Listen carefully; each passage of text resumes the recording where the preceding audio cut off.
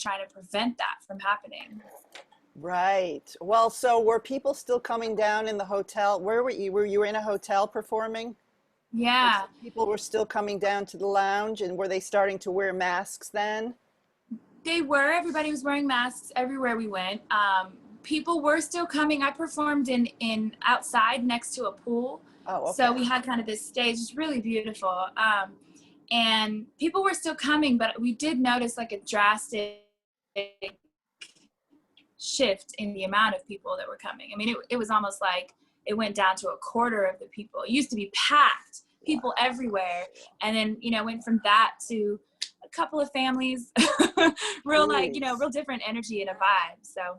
And so for how long did that start to happen before you left? Like you were there for a few months. Yeah, 3 months. So I would say like pretty much after the new year. So maybe mid-January, Wow. people started to get a little more serious over there, and it got stricter. The guidelines of what we had to do became strict, you know, to the point where we had this one particular restaurant in the hotel that as musicians we ate at, you know, and we had to have our mask on the entire time, like except for when you were taking bites, and they had people that were monitoring monitoring us because we were considered staff. So, but you know, we made the best of it, and we thought that when we came back that we would be coming back and leaving that there, not realizing we'd be coming back and that it would hit the States worse than anywhere in the world, and that it would turn into this big thing it's turned into, and here we are.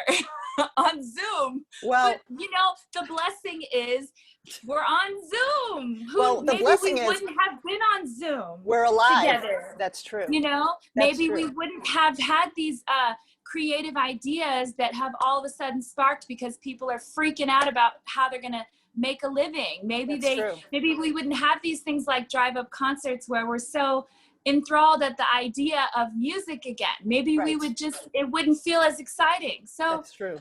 I mean, I know we've lost so many lives and so many people have been affected on all accounts, but yet and again, my home base and what I always come back to is you gotta find the bright side in it some kind of way. That's right.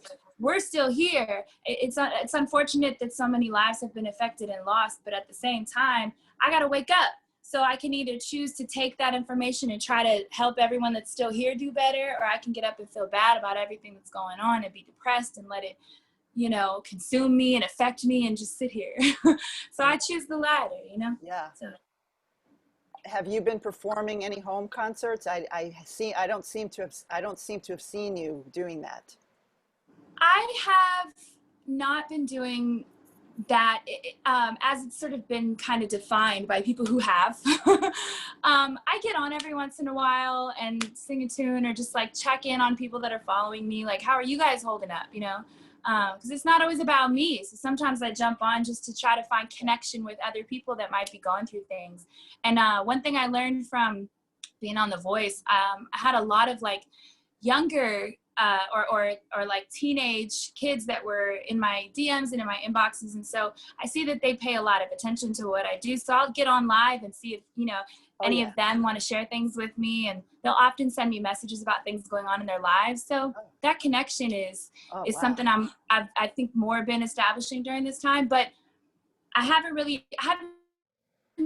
done any of those like virtual concert things. I've been thinking about it. Yeah. But it's hard to make it make sense because it's just not boxed the way we know it. So I have to I got to figure out how to make it work for me. Yeah, yeah. That's a really interesting point of having so many fans keeping in touch with you. You probably inspired people and saved a lot of mental anguish because you yourself, you're such a positive light in the world.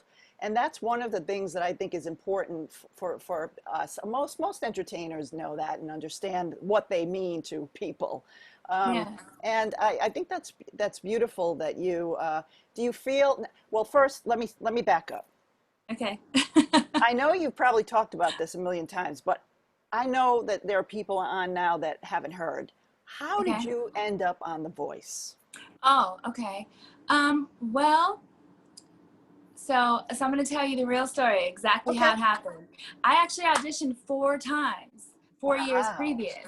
This was my 5th go around. Ah, First, so we can start there. now there's another lesson: never give up. Yeah, well, and also, I mean, there's all kinds of, in my opinion, nuggets throughout the way things happened for me, that I took from it. And like I said, it was the 5th time I had done it. To be very honest with you, and I hope this doesn't sound weird, but the 5th time I went, I was kind of over it. Like the first 2 times I stood in line and did the big cattle call thing. And then the 3rd time, you know, they emailed me and asked me if I wanted to come in and audition again, and that they would bypass me. And so I did. I was all excited, and then it didn't pan out again. And the 4th time, the same thing happened and it didn't pan out. So I was kind of like, the 5th time when you get the call, you know, you learn as a singer in LA, if you want to do anything in this town, you have to do everything in a way. So you got to go to all the auditions, or as much of them as you can. It's a numbers game. If you go to 100 auditions, 1 or 2 might pan out into something, you know? Right. So I got the call to go again, and I went, but just being transparent, I went with a little bit of a chip on my shoulder probably, and just kind of not like an attitude, but I was just kind of like, okay, well, I'm going to go. But they've already seen me sing. They know my story. Like, you know, how do you guys not know if you want me yet?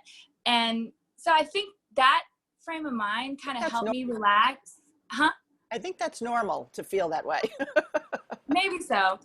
But it kind of it was a cause and effect for me, because it forced me to kind of like not care about it. Yeah. So I think I was less nervous, and I just kind of gave more of authentically who I was just in general. It's like, okay, yeah, I've answered this question for you, but I'll tell you again, blah, blah, blah, blah, you know, or yeah, I'll sing that song again for you. Because they would often ask me to sing things that I had sung the year previous. And it's like, okay, so you remember me, but you're not sure yet if you want to, you know, and I would only make it so far. So the 5th time I was just kind of like, whatever happens, whatever happens.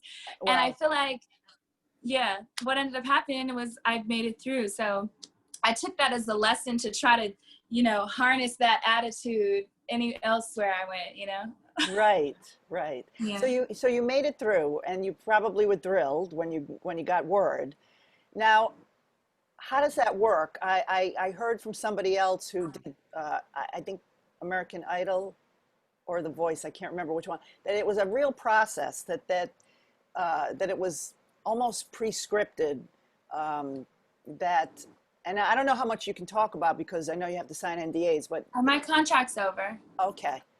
I just wondered, was it a good experience? I mean, was it a positive experience? What? I said that jokingly, but I had a wonderful experience. Aside from the fact that I went home way sooner than I wanted to, I had a really wonderful experience. And that's just my honest, like, human answer. I really went in, like, wanting to... capitalize on the opportunity. Like I said, by the 5th time I was there, I had a different perspective. So I went in trying to capitalize on the exposure, and I didn't go in at any point thinking like, oh, I'm going to win, and this is going to be my one big shot in the whole entire world, and this is it. And, you know, I kind of went in like, okay, I'm going to do the best that I can each time. I'm going to show who I am. I'm going to be myself. I'm going to capitalize on the exposure. I'm going to tell my story. I'm going to, you know, and I just feel like the opportunity for me was just such a pleasant experience from start to finish. It really gave me an opportunity to kind of see what my career vision could be like on a different level. And they provide you with everything from in every department that you would need as a business, as an artist. You get a team of stylists who pick things for you. You know, they know your sizes, they know what works best on you. They also take into account your vision. In my opinion, as compared to some of these other shows like American Idol, for the things that are real scripted, The Voice is one of those that's not as much. And you do have more of an opinion and a say in this situation. Not completely, but you get more of yourself in there. So I had a good experience. I didn't experience some of these other things that a lot of people have, you know, experienced on these different shows. Yeah. How was working? So you were picked by Kelly Clarkson, and how was that? What did you learn from her? Oh my gosh.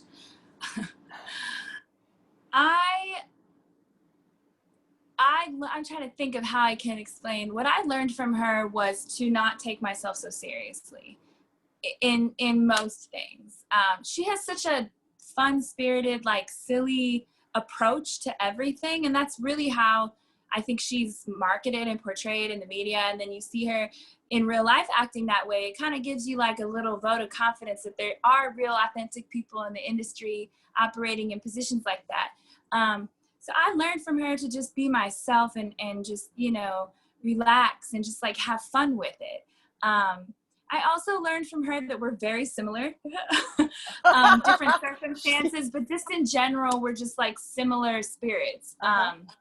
We got along very well. She was very fun to just be around. Like her energy was really, really positive and good. And yeah, to me, like the honor in the whole situation was her. That one spot that was available was the spot that she ended up turning for, and it became mine. I closed the blind auditions and took the only spot that was left in the whole show. And for her to have only one spot left, and for there only to be one spot out of that season of blind auditions left, and she thought enough of me to give that to me, that was also like in a way, a stamp of validation I didn't realize that I needed, I guess. So I learned a lot about myself just in the process of working with her. She made me feel very comfortable to be exactly who I am. And how long was that period that you worked on that show with her, on her team? So our blind audition process started in September of 17, and I finished rapping by, it was like the top of March of 2018. Okay.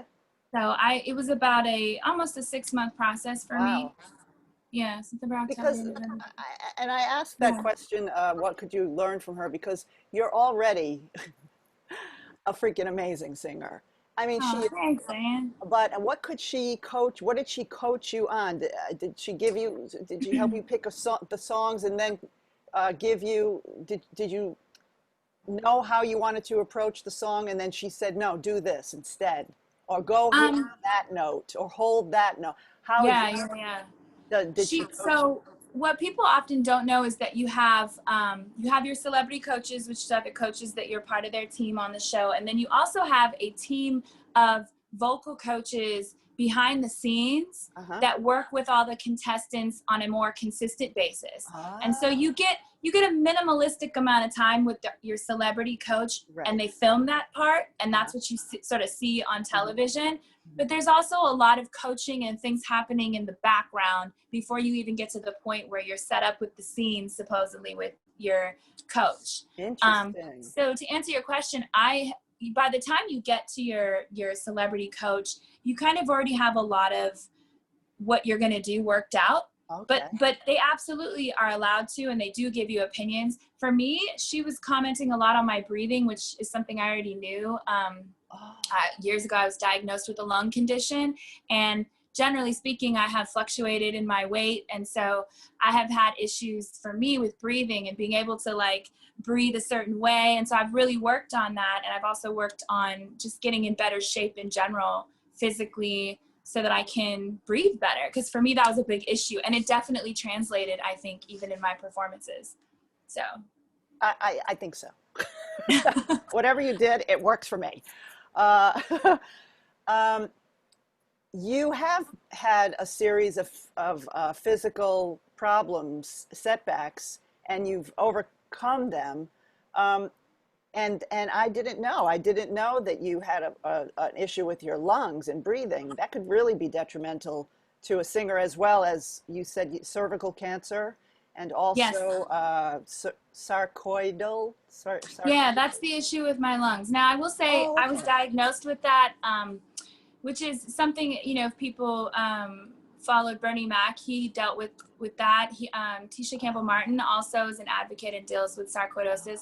I was diagnosed with it in 2009. I never really fully accepted the diagnosis, to be honest, because that actually means that you're supposed to be on like XYZ medication for the rest of your life. Yeah. I don't receive that for myself, and I will not do that for my life. I'd rather like manipulate the things that I eat, or try to find more holistic ways around having to take medication. That's just me.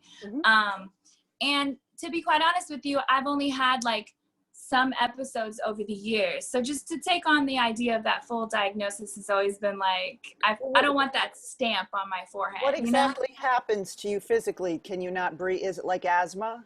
Well, it's not so much an attack as it is more just a weakness or a lack of strength. My immune system doesn't really fight the way that it should. So for me, not getting sick is that much more important than the idea of trying to fight something off. I don't really fight well. I mean, I do in my spirit, but like my body doesn't really fight well. So for me, preventative care is like hugely important.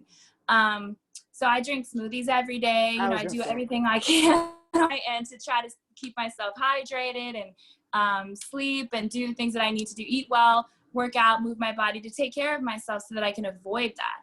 And I haven't really had any problems with that approach. So yeah, but how it affects me is it really translated in my singing at times, so. Now you come from a singing family. You were adopted when you were a child, and you found your natural family years later and found out that they too were musically inclined. There's so much to unpack there. You know, right. It's like, what made you decide you wanted to go and look for your natural parents, which is something I would do too. I would be like, what? I'm adopted? Where's my natural parents? Are they still alive? I'd go find them. Right. Was that a big, mountain for you to climb? Yeah, growing up adopted, I always wanted to know where I came from, so to speak. I had a bit of a different situation in that my biological mother is actually second cousins with my adoptive father. So did they know that? They do, yes. Okay. I've always known I was adopted. So to answer your question a few minutes ago, what made me do that, when I moved to Los Angeles in 2009, they live in San Diego. So it just made sense for me to open the door at that time and sort of learn about, my biological side. But I have two wonderful adoptive parents. Like I've never known any other parents. But biologically, my biological father was Syrian, and he was also a musician. He was a guitar player and a singer, and he used to do like little coffee shop things and stuff like that. So, and then on my adopted side, my dad was a musician, a drummer for Merle Haggard, an old country artist. He also sang, my aunt sang, there was always like music around, and my mom could whistle with the best of them. So for me, wow. It was just always kind of like around and a thing. So. But where did your voice come from? Because your voice, I'm going to try to see, usually as you know, there's a lot of people watching us. I have a trouble still putting the video up, but I wanted to put some video up of you singing the anthem at the sporting event. Your voice soars. It just soars. Was you born with that naturally, or did you know you had a gift and then you went and coached, or was it church? I think it was, to be honest, everything you said, it was kind of a combination of all of that in different stages and phases of my life. I think I can't really remember a time, like even as a little girl, that I wasn't singing. Like we were just always singing around the house. Me and my mom would sing like, Sesame Street songs and things like, it was just kind of, that was just a thing. And then I think I joined band, like concert band, I think in 4th grade. I started playing the clarinet. Oh, good. Okay. And I joined the choir, I think in like junior high, and it just started to kind of cultivate itself. Fast forward, I think, to high school is when I started to realize like, I have something different than everybody else. Like everybody doesn't have this that joins the choir. And I just kind of found out that I was good, and I'd start getting like solos in our little high school swing choir. It was called the Top Cats at Paradise High School. And things like that. And then at one point my dad owned a karaoke business, and I think I was like 11 at the time, and I couldn't go in the bar obviously if he was running it, but sometimes he would sneak me in and have me sing a song for people and stuff, and they would go crazy. And so I think I kind of always knew that there was something to it. And it just cultivated itself over a lot of those things that you mentioned. And I started in high school going to a church and singing in a worship band. Oh, yeah. In college, I joined a gospel choir, and I think that's when things really started to shift for me. I was exposed to things that I had never really heard before. And it was actually a little bit before college. It was like 18, I think. And I heard the Clark sisters, and I heard just Tone and just all these different gospel artists, and just was exposed to like a whole new genre.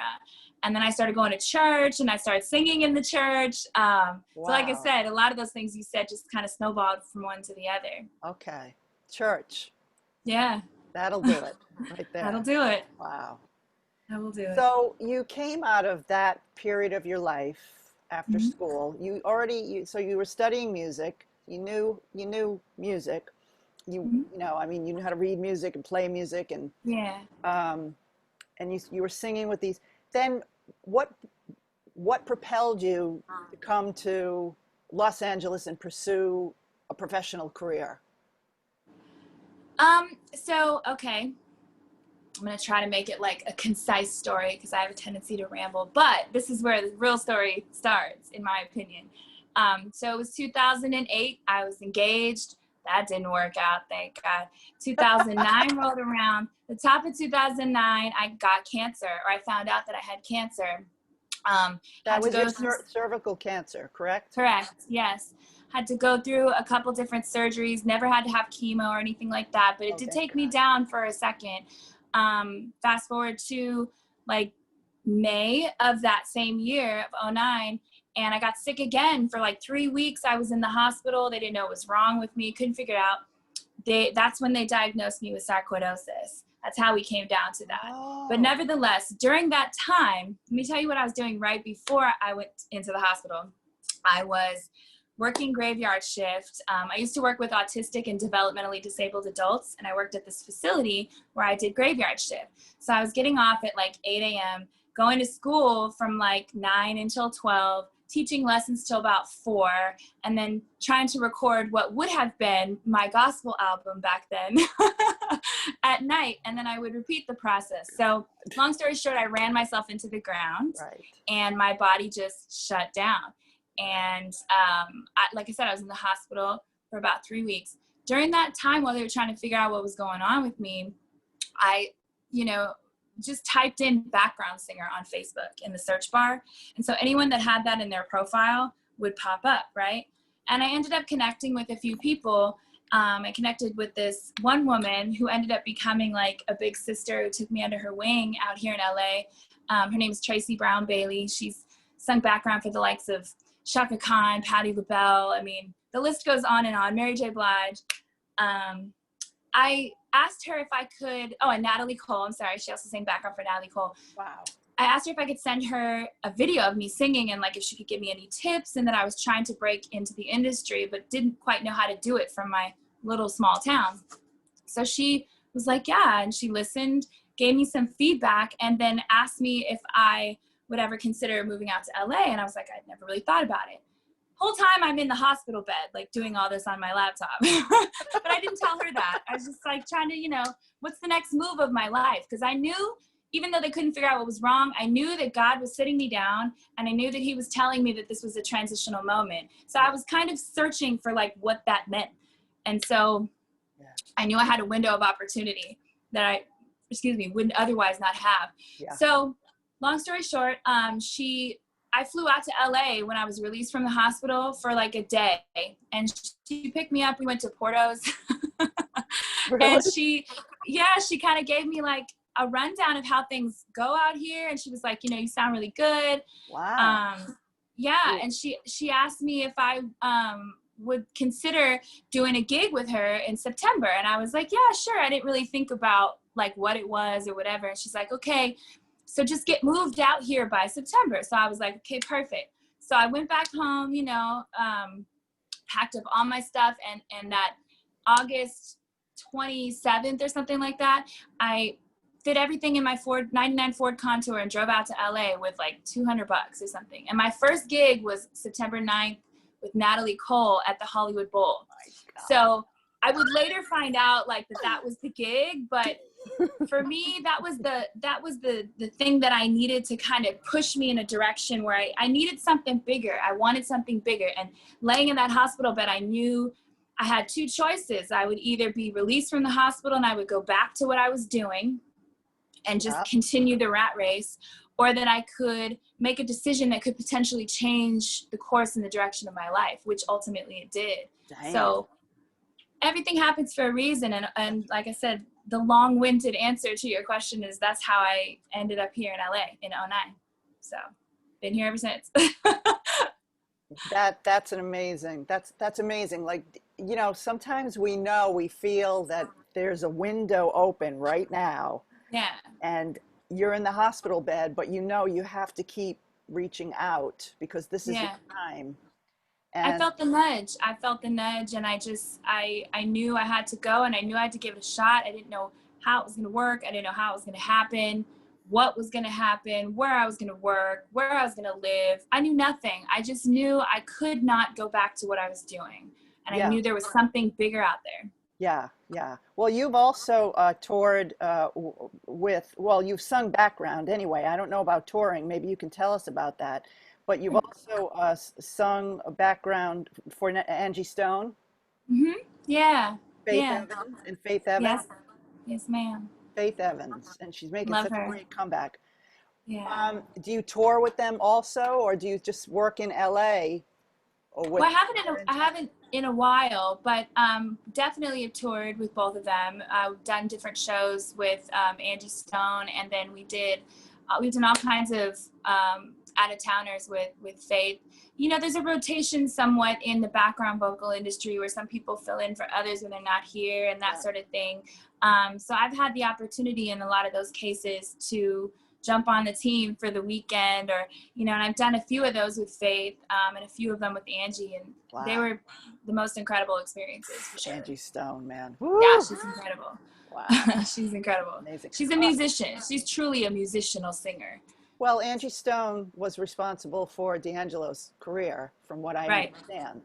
And Yeah. It was funny because he came out with his last CD after like 5 to 6 years, and she was reading the Riot Act in an article that I was reading, because I couldn't really understand what he was saying, even though I loved the album, and I went and looked for the lyrics just because I wanted to understand what he was saying. Right. But she called him on that. She said, you know, his first album wasn't like that, and so why is he doing it anyway? But you know, I mean, that's an amazing story. I still haven't figured out the lyrics. I just say whatever. I just say what comes out, whatever it's like. Dooby doo doo. So, let's see. There's some people who are commenting here that I wanted to. I wish I could see it. Claudia, well, I can't. I don't know why we can't. I think because we're Zooming Facebook Live, that it doesn't show. But if you go on to the actual page that's Facebook Living. Yeah, I'm here on my laptop now. I've got you right here. Claudia Klein says, amen, glad you did not receive that diagnosis. She says, I'm loving this interview. I have learned so much about you, Amber. You are a warrior and survivor. What a light. Oh, I love Claudia. Claudia Klein, isn't she wonderful? I love her. Victor Orlando says hello. Hi, Victor. Victor. He's on my next CD. Okay. Hi, Maureen. I'd like to try to see if this is going to work, because I worked on this week. So I'm going to bring up one of your amazing events, the sporting events that you sang at. You talking about the Dodger game? Yes. Okay, let's see. Now, here's that. And let me, you can't see that, right? No. Okay, hold on. Where are we here?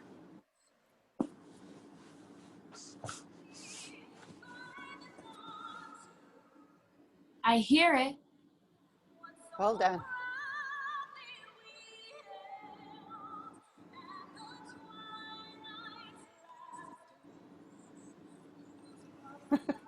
Hold on.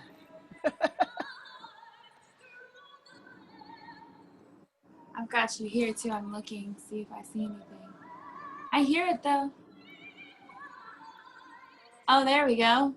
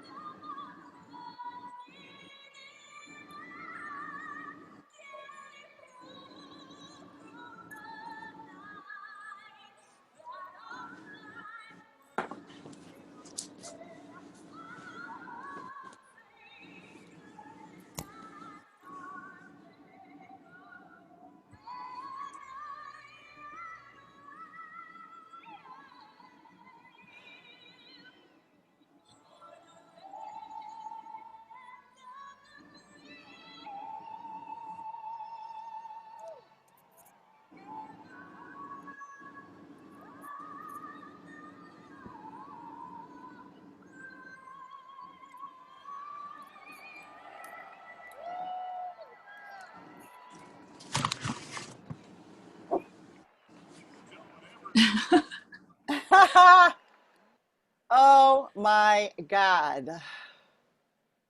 I mean, how in the world did that happen? And when did that happen? Um, I'm trying to think. I think I got connected through a friend of mine, Elliot Yamin, who also sings with Filthy, which is one of the bands that I work with from time to time. And he connected me to, I guess, whoever booked him to sing for the Dodgers. And they asked me if I wanted to do it. And I said, heck yeah. I definitely had put it out in the atmosphere too, which is how Elliot and I ended up talking about it. Just saying, you know, singing at professional sports games to me is like an incredible honor, even though I don't too much value what's going on in our country at the moment. Right. As a singer, that's probably one of the hardest songs, and I think one of the most like coveted types of things to do. You know, it's like something you got to check the box for as a singer. You got to sing the national anthem somewhere. So for me, those professional sport games are just different when you do it. So I was like, yeah, let's do it. Oh my God. Like, and you looked up and there you are on the big screen. I mean, and you hit every note, and when I listened to it, I had chills. But you know what? I have to say something to you. We have a special guest here. We have a special guest that's coming in to say hello to you. Okay. I'm excited. David? Are they coming on video? I hope they're coming on video and audio. David? Hey, can you see? Oh, let me do the video. Sorry. Hold on. Sorry. Oh, there you go. Hi. Happy birthday. That's right. Happy birthday. Isn't your birthday coming up in October? Right? No. Didn't you say your birthday? It's coming up, but it's not yet. It's not yet. All right. Well, October 4th. Oh, my bad. Why did I just think it was your fucking birthday? I'm such a moron. Sorry. No, because it's my birthday every day, and you know this, so. Sorry. David Hernandez. No, you're good. Well, I love you. For folks who don't know who David Hernandez is, shame on you, because he is also one of the phenomenal singers. The last time I saw you, David was on a gig with you. Had your gig at Sofitel, and Amber came up to sing with you, and you were doing a freaking amazing duet. Well, yeah, we were singing. It was like a co-headlining little thing that we did together. Right? It was amazing. Yeah. Motown and all that fun stuff. It was a Ryan Cross Presents event. Yeah, it was a Ryan Cross Presents thing. It was fun. I miss live shows so much. Me too. Well, they have. I miss you. I miss you so much. You look really good. You look glowy. Yeah, oh, thanks. It's just the highlighter. It's just the highlighter, actually. Don't you blame it on the highlighter. Thank you, though. David, how did you and Amber meet? Oh, my God. How did we meet, actually? I feel like it was it a jazz night? Was it that, or was it, I feel, we met before Melinda's thing. Yeah, right? that's true. I forgot through who. I think maybe through, like, Vincent and Mario and all of them, maybe. Maybe. I feel like we reconnected though at Melinda's thing. Let's just go with that. Yeah, we'll go with that. We'll go with that. Yeah, for sure. There's such a small circle and 2 degrees of separation in this city that it's hard to remember where you met who, because it all blends together. Exactly. So, exactly. Yeah. Well, you guys totally meshed, your voices meshed together. I don't know if you had any time to rehearse that night, but none. But I mean, you know, that's what happens when 2 pros get together. It's magic. You're so nice. David, you were having you were having some problems with your health that night or that week. You were having some problems. So, but you didn't. I didn't notice. I didn't either. I didn't know. David, are you freezing up on us? Don't you dare! Don't you dare freeze! Can you hear us, David? His frozen is much cuter than mine, though, I will say. My frozen's usually like, I'm in like mid-sentence or something. Right. Oh, there we go. There. Well, so I wanted to pop on for a minute, but I have to go. But I love you guys. Mwah. I love those videos. Keep posting pictures of your beautiful abs and your beautiful butt, please. Yes. If they stay in shape, I want to eat some snacks right now. So we'll give the people what they want, David. Give the people what they want. I love you. All right, love you, girls. Bye. Love you too. Bye. Thanks, David. He's so sweet. Isn't he? Yeah. I thought that would be a nice surprise for you. It was. Thank you so much. That was so fun. Yay. So what do you see as, do you have any projects that you're working on that people are calling you up and saying, hey, do you have a microphone? Do you have a studio? You set up in your home? Do you have a home studio where you can, you know, do voices? Yeah, definitely. I do a lot of recording here in my apartment. I have a mic. I have a little setup. It's nothing fancy, but I have enough to get the job done, and I'm learning a lot more about how to do that. Oh, yeah. That process.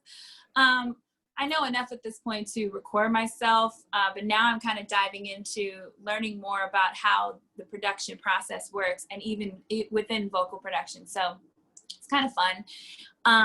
And then, yeah, I definitely have many projects that I'm working on right now. Don't you have a foundation, the Imagine Me Foundation.org, that you have something coming up on September 26th, don't you? Actually, yeah. So it's a virtual concert. It's not my foundation, but a foundation that I have often worked with called the Imagine Me Foundation. They work with people dealing with cancer and cancer survivors. It's a really great foundation. It started with just me being asked to come and sing one time, and they found out that I was a cancer survivor. So then we've been doing events and things over the years together. But it's actually pre-recorded. So I've already sent in my videos for that. It's going to be an amazing virtual concert, though. Everybody should tune in if they can, for sure. Okay. And it's a fundraiser for a friend of ours, a mutual friend of ours within the foundation that is now dealing with cancer of her own. So. Okay. Oh, boy. Yeah. That's wonderful. It's a lot. That's wonderful. And any other organizations? You said it's not my foundation. Do you have one? I currently don't have a foundation. You know, I don't really like to half-ass anything. So if I dive into something like that, I want to make sure that I am 100% committed, because I take those things very seriously. Yes. You know, I have a Facebook group, I would say, that kind of deals with a lot of racial injustice and also education on the side of the melanin deficient. So that's something that I along coupled with a few other people I'm part of. And I do some outreach.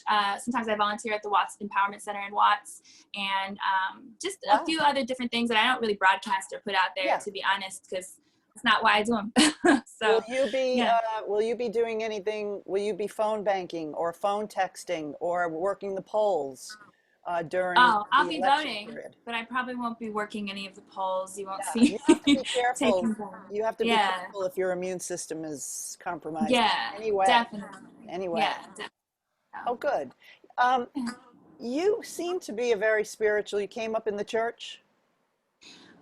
Ish, not really. I really didn't start attending church like that until junior high. My parents always raised me Christian, though, traditionally, and read me the Bible, and we talked a lot about God. But my parents were also not real, like, for lack of better words, serious Bible thumpers. They more taught me about the relationship and how to nurture that. And I think as I got older, I just, out of curiosity, began studying the law of attraction and the universe and everything else that's out there. And so now I've kind of come to this place where I am what I consider like a mixture of religious and spiritual. I definitely believe in God, but I just believe he's not quite in the box that we all kind of put him in. Yeah. I think it's much bigger and much wider and much grander than that. So yeah. Do you have any thoughts on why this is happening now in the world? Why this COVID pandemic is happening now to us in the world? Are we at the end?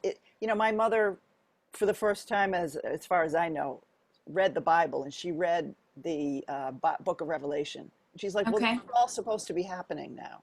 Right. Like, wait a minute, what? And there are people who think that Agent Orange in the White House came to us because the book of Revelation says that, Right. Do you feel that we're going to get through this, evolve up out of this, or what's your take? Well, I want to be careful how I articulate this, because I don't want to make it sound like I don't care, because I do, just as much as everyone else. But I say that to say, whether it is or is not the end of the world, the first thing that comes to mind is that it's not something that's within our control at this point to adapt. If we go along with how your mother, is feeling and read the book of Revelations, and that all this is happening, then we are approaching the end. But that could be tomorrow, or it could be 10,000 years from now. And I don't think any of us really have those answers. So I've learned, I guess, for lack of sounding, whatever the word is, like, I really try to focus and hone in on things that I have the ability to control. Right. The things that I cannot control, it's not that I don't care or I release them, but get your house in order. You know, if your house is in order, if you stay ready, then you don't have to get ready. Yeah. So for me, if it happens tomorrow, if it never happens because we were all wrong, if it happens 20 years from now and I'm still here to see it, okay, cool. Either way, I can't control it or manipulate it. So I have to, the best thing that I can do to contribute in a positive way is wake up and walk out my journey and be myself and be who God created me to be and live in my purpose and serve within that and do what I can to help others and be kind and, all those things. So that, I know that sounds real removed and probably super democratic of me, but I don't think it sounds removed. I think for me, this has been the sadness, of course, that so many people are losing their lives and jobs.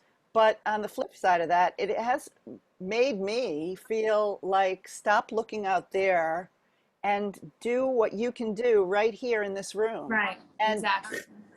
It's just, I have an endless list and I love it because I don't feel social anxiety anymore. Mm-hmm. I don't feel compelled to have to go out because something out there is happening, and I feel more focused. I feel like I want to be kinder to people, my friends, my family, animals. I'm always kind to, so that goes without saying. But otherwise, I feel powerless because you see the fires, you see the floods. You turn on. I listen to Al Jazeera so I can get the world news, and there's a lot going on out there in the world. Climate change and how it's affecting so many people. We don't really hear about that in our country here. We just hear the local news and CNN, MSNBC. Yeah. So to negate that feeling of helplessness, I feel like this is the best thing I can do is finish up my projects, Yep. feed my dogs and walk them every day. Right. And wake up and put Feed out my that man. great energy. Feed Yes. my man and walk him every day. That's that too. Do what you can do. Not everybody is a freedom fighter. Not everybody is a singer. Not everybody is a writer. Not everybody is a firefighter. You know, like everybody has a lane. The best thing you could do is do you. That's you know, right. that's what I've always said. And if you chase your purpose, then the rest has no choice but to follow, because you're in alignment not only with what God has for you or had or will have, but you're also in alignment with what the universe needs. So no matter what you believe in, you're right. So for me, that's what I wake up and walk out, you know, and I do what I can to help in the areas that I know that I can. And, you know, but we're all human too. We all don't get it right every day. And I definitely have not gotten it right on more than several occasions over the course of my life. But I've also been through a lot. And I think after you go through so much in your life that tried to take you out in general, like I just feel like you get to a point where you're like, okay, I'm not going to stress about the things that I can't control, because it is what it is. It is what it is, what it is, what it is. And there's nothing you can do about it. Focus on the things that you can and do the things that you know you're supposed to do. We all know when we're right and when we're wrong. Right. You know, and that's just what it is. So like for me, that's kind of where that's my home base, you know? Yeah. Yeah. Sounds good to me, girl, sister. Sounds good to me. Thanks. Where can we find you? I know the usual platforms: Instagram, Facebook. Do you have a website? Are you on Twitter? I am on Twitter. I have a Are you on website. LinkedIn? I am on LinkedIn. I don't use it, but I am there. I'm on, what else? Tinder? No, I'm just kidding. Definitely not That on was OnlyFans. you. Oh, girl. Don't even look on OnlyFans. I'm definitely not there. And then, yeah, no, I have a YouTube. I have a website that's currently under construction. Yeah, I'm coming out with a lot of exciting stuff soon. So, and a lot of different stuff that I think people probably would be a little surprised to see. So I'm excited. I've tried to really take this time and utilize it to cultivate the next season for myself and use it to, like, you know, recalibrate and recharge myself for the next phase, you know? Yeah. Sounds good. Yeah. So Thank you. thank you. Thank you Thank for you having me. joining us tonight and enlightening us with your vivaciousness, your Thank you for having me. positivity, your beautiful voice. Folks, you know, this Facebook thing, they're coming down on people for you know, putting up videos that are cover tunes. So I have to be careful of that. I wanted to put more up of work that you've done, but I have to say, folks, just go on YouTube and hit Amber Sawyer, because there's you will be blown away. You could just pour yourself a drink, a nice martini, and just kick back and go on the Amber Sawyer channel on YouTube, because you will be blown away. It's not that exciting. I don't know. You make it sound exciting. I love listening to good singers, and you, thanks. to me, are, you know, far beyond. I really just appreciate can't that. I can't wait to see you again, and I can't wait to see what you do. And one last thing: are you? Do you have students? Where can they contact you through Facebook or? Yeah, I'm pretty accessible through Facebook, through Instagram, all that kind of stuff. And I definitely do virtual voice lessons. I've done a couple of master classes for people. Nice. Yeah, we can connect if people want to find me in that vein, for sure. Awesome. Yeah. Thank you. Thank you for having me. It's a pleasure. Let's stay in touch. The pleasure was mine. Okay. Thank you. See you. This is Amber How do I get off Sawyer. this thing?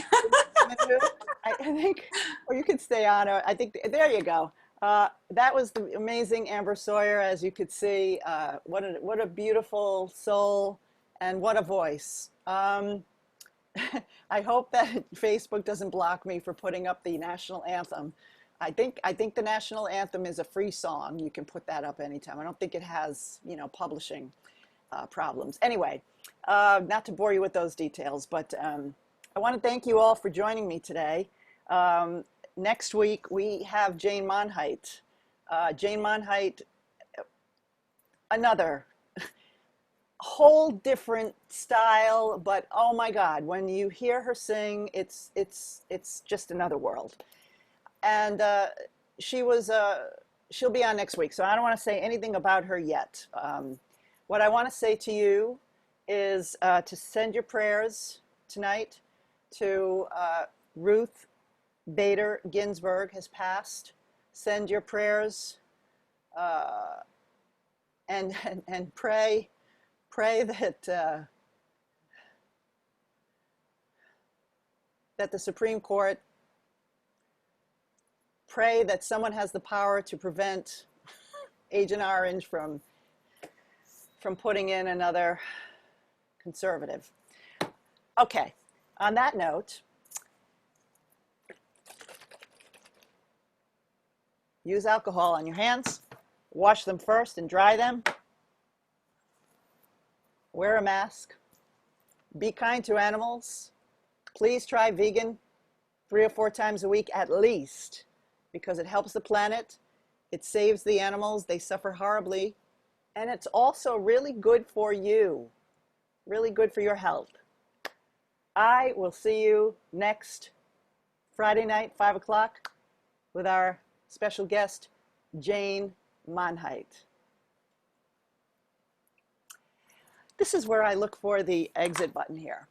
Who's zooming who? Ooh, ah, ooh, ah, ooh, ah, mm, mm, mm. Good night.